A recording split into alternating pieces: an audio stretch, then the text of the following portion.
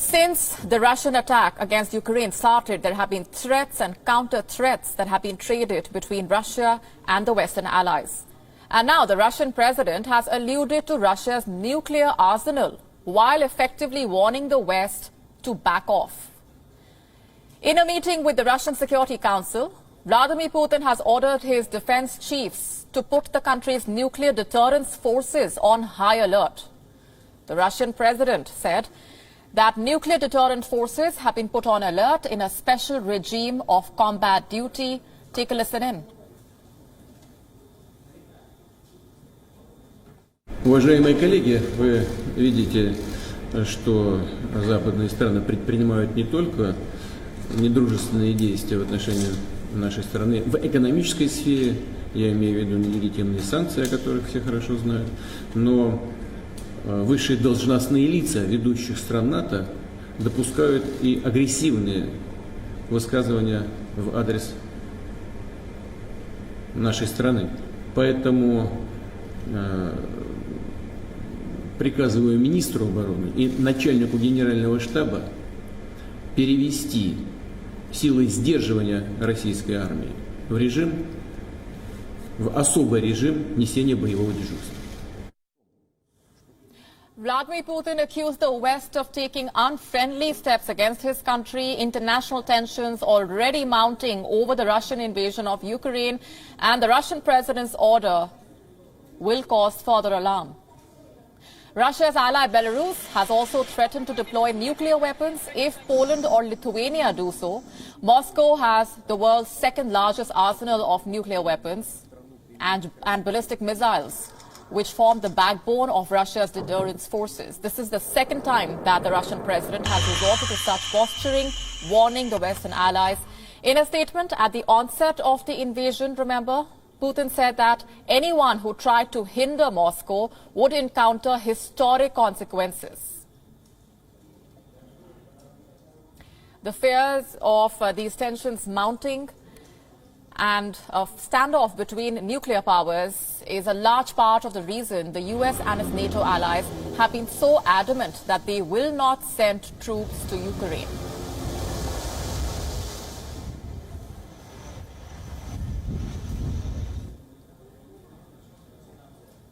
For more on these developments, joining us on the broadcast this minute is Radoslaw Sikorski, who is a former Polish Foreign and Defense Minister and now chair of the Delegation for Relations with the US in the European Parliament. Thanks very much for being here with us on Beyond World is One.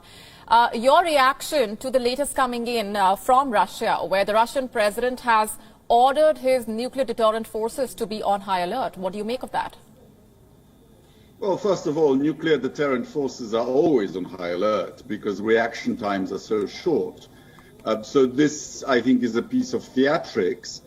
And this is not a statement by a man who's winning. When you're winning, you don't have to use your last card, and a card that the whole world will find outrageous and frightening.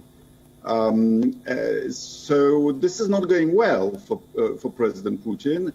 And of course, the key thing is whether these generals will fulfill such orders or do something else. Right. The Russian president has accused the West of taking quote-unquote unfriendly steps. What exactly did Russia expect following the Russian invasion? Good question. They probably thought we would be doing business as usual, just as we did more or less, unfortunately, after his seizure of Crimea and his invasion into Donbass. And I just wish that our Western leaders had told him in advance that when he starts bombing, the pressure of public opinion will be such that they will have to be much tougher. Russia's ally Belarus also threatening to deploy nuclear weapons if Poland or Lithuania do so. What do you make of all this posturing at a time when there is also a possibility of those talks going ahead between Russia and Ukraine? Well, Belarus doesn't have nuclear weapons, and Lukashenko is a tin-horned dictator who is a vassal of Putin, who stole an election and who is now at the mercy of Putin. But I think he's afraid of sending Belarusian soldiers into battle because they might actually change sides. I think you need to talk, but the message from Ukraine to Mr. Putin is just take your soldiers home. Other than that, I don't see what there is to talk about. Right. So what is your reaction now that the talks are likely to go ahead with the intervention of the Belarusian president? What is the role, according to you, of Alexander Lukashenko here? Because we understand, as per reports, that this decision for the talks to go ahead has come after Alexander Lukashenko's conversation with Volodymyr Zelensky. Lukashenko is not a neutral observer. He is a poodle of Putin. If the Russians demand Ukraine's neutral status, well, Ukraine is neutral, or cultural autonomy for Donbas, that's probably doable. But the trouble is that abandoning the invasion now would be a huge defeat for Putin, and I'm not sure he can survive it. So I suspect these negotiations are just a decoy to sap the Ukrainian will to fight. What are your expectations from these talks that are likely to go ahead now?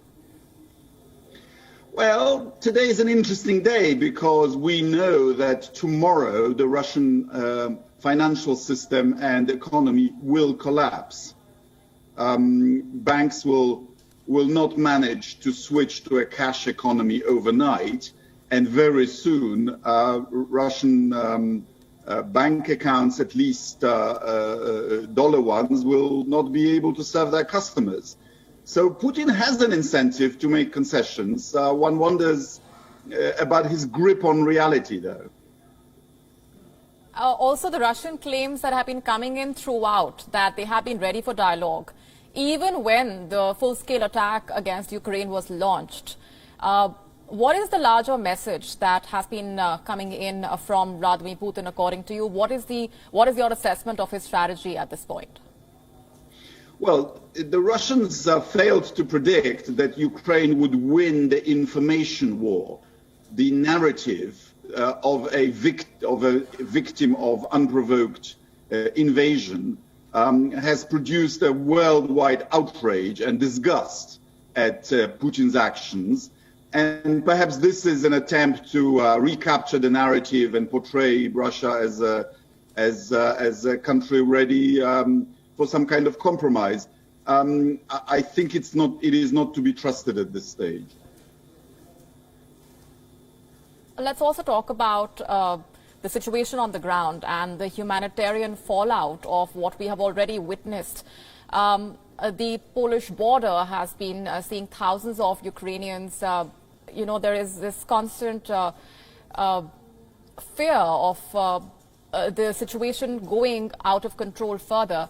Tell us more about the Polish efforts at this point and the situation on the border. Well, we feel tremendous solidarity with the Ukrainians. This reminds us of the darkest moments of our own history when we were repeatedly invaded by Russia. So we know what it's like. And we were the same country with Ukraine for 400 years.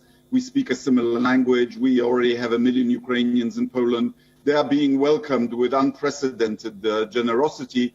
And I think we'll take whatever number of refugees shows up. Let's also talk about the sanctions that have been imposed so far. What is your assessment of the messaging coming in from the West, from the US, from the NATO, when it comes to their moves against the Russian president, against the Russian banks, and to what extent they were expected to deter Russia, if at all? Well, the significant moves are, A, by the United States, which provided leadership in this crisis, and the Biden administration has used strategic communication and has used intelligence to great effect to warn Ukraine and to rally round allies and international public opinion. And of course, now Germany, under pressure of public opinion, has followed suit. And the sanctions are actually tougher than I had expected. I thought SWIFT may be in play, but I thought there would be more resistance. And this sanction on the Russian central bank is very significant because it means that Putin can't use his war chest. The majority of his $630 billion of reserves is actually held with Western banks. And if his central bank can't use those reserves, then he can't use it to prosecute the war. So all he's left with is physical gold and cryptocurrencies, and that might not be enough. But there has also been the criticism that the West could have done a lot more.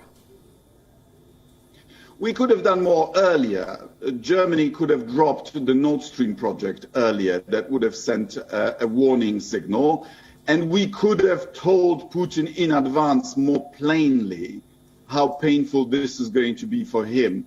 And that might have deterred him. I just don't get it why some of our leaders were too timid to tell it to him straight, rather than in this roundabout legalistic diplomatic language that he just doesn't understand. Would you say that the West underestimated Vladimir Putin? No, I think we overestimated his rationality. Something has clicked in his mind during the pandemic. He used to be nationalistic, but realistic. And now he's read some weird stuff during the pandemic and seems to have loosened cords with reality. I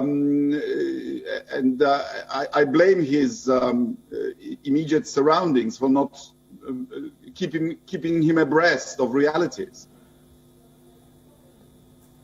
Right. We're leaving it there for the moment. Mr. Zagorski, thanks very much for joining us here on Beyond World is One and sharing those perspectives. Thank you. WION now available in your country. Download the app now. Get all the news on the move.